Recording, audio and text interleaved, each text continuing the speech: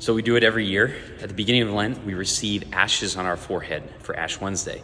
We might ask ourselves, why do we do this? What is the significance of the ashes?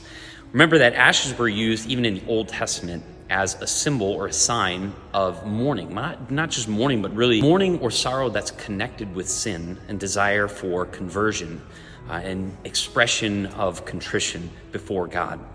In the early church, ashes were used in a more ritualistic way, and it was connected also to death.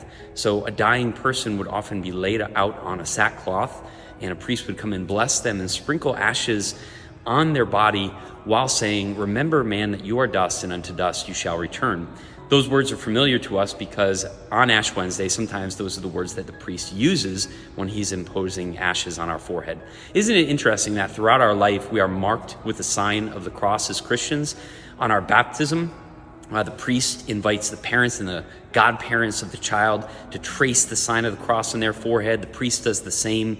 Every time we go to Mass before the gospel is proclaimed, we trace the sign of the cross on our foreheads. But only on Ash Wednesday is that sign of the cross visible on our forehead.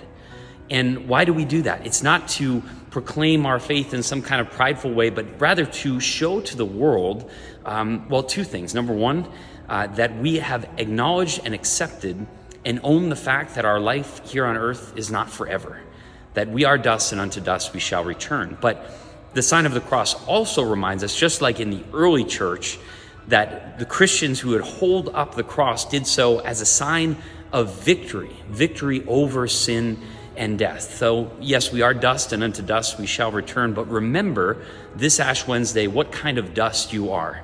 You are dust that is destined for glory, the glory of the resurrection.